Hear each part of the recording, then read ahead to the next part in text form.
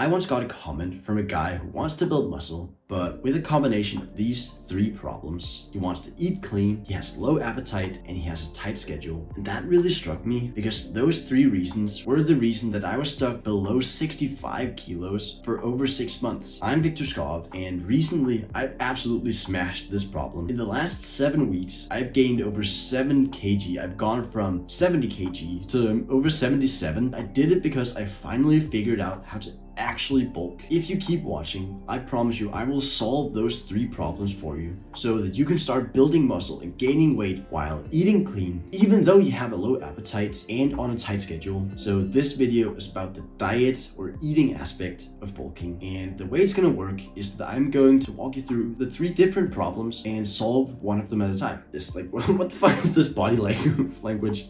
Okay, first off, it's just such an amazing thing that this is actually working. If you want a good life, you need to be shredded, because it's proper cute to say like, oh, being fat doesn't matter, or like it's okay that you're skinny. That is just evil. Like, that's straight up evil advice, because you cannot be conditioned, like you cannot socially be conditioned out of looking at yourself, like looking at your body. And if you're like chubby, having love handles and beer belly and stuff, you cannot be conditioned out of looking at it and thinking, I am a loser, subconsciously. You also can't be conditioned out of looking in the mirror, and if you have like the six-pack abs and you have the nice chest and you have defined shoulders and big arms, you can't help but go like, damn, like I'm doing pretty well. So that is why it matters. Like, you cannot avoid the fact that it matters. So first off, eating clean. And eating clean is actually pretty simple. Just eat stuff that is food. What I mean is that you need to eat single food, like whole food ingredients. So for example, you know how there's always the ingredients listed basically whenever you buy something? You know, some things it's like you buy a bag of potatoes and it says like on the ingredients, potato. But if you buy one of those bags of like candy, it will say all like hydrocarbonated or chloric acid, like all kinds of stuff that is very clearly not food. Throw that shit away. If you stick to that, you will be healthy. Sure, like avoid carbs because it would be better. Like, I think carnivore is the way to go, basically eating mostly meat and then having some berries and stuff. But if you don't have access to that, because I get why you wouldn't have access to that, because most of our parents have had the food pyramid like shoved down their throats all of their lives. So they really believe that like, oh, vegetables, they're incredibly important and meat is really bad for you. But meat is an incredibly healthy ingredient. And the problem people have with eating healthy and eating clean is snacking. And that's because I think most people don't actually know that their snacks are unhealthy, or that unhealthy at least, because now every snack says low fat, low sugar, and everybody thinks, oh, okay, then I'm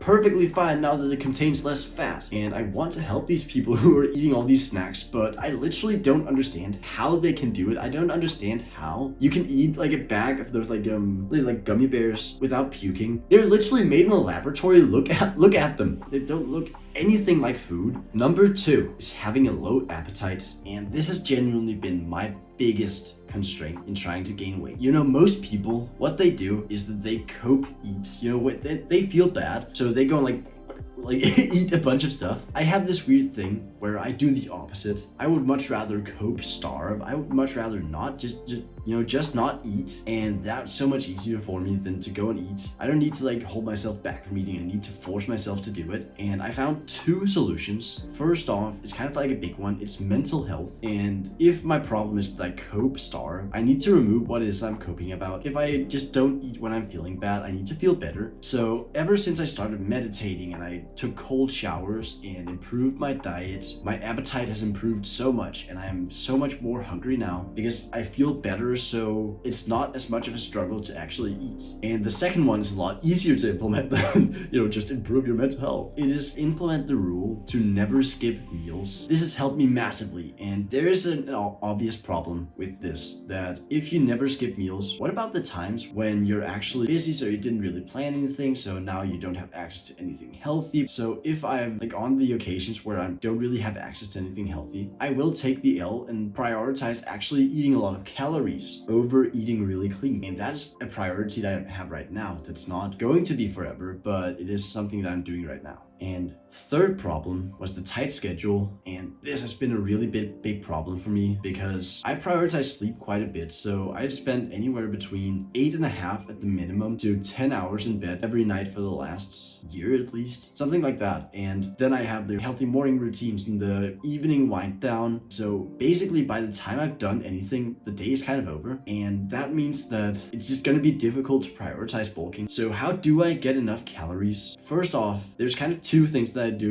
to kind of get more calories. It's to bring healthy snacks. So for example, I eat a ton of nuts because nuts are amazing. They're healthy, they're like, it's a whole ingredient food, awesome, and they have 600 calories per 100 grams. So I eat 150 grams of nuts per day. That's 900 calories on top of everything else I'm eating. And I do the same thing with a protein shake. And then a big priority or a big mindset shift that really helps is to make bulking your number one priority for a while. You might have a choice between scripting a YouTube video or doing the homework right now or going to the gym. When you're bulking, always make the priority to go and do the fitness thing. Of course, if it's homework, if it's like an exam, sure, but just be smarter with your time and fit in the rest of the stuff in between your gym and your cooking food. On a final note, you really gotta watch out for body dysmorphia, because when I weighed 65 kilos, I thought 75 kilos, bro. That was just gonna be amazing, and I would be so satisfied and happy with my physique then. I reached 75 kg,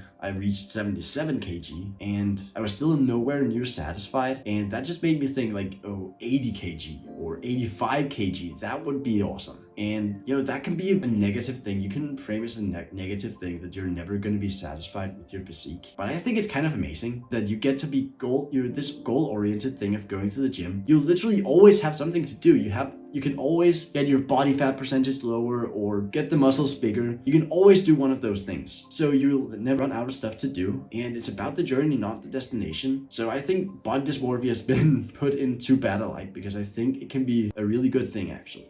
Thank you for watching.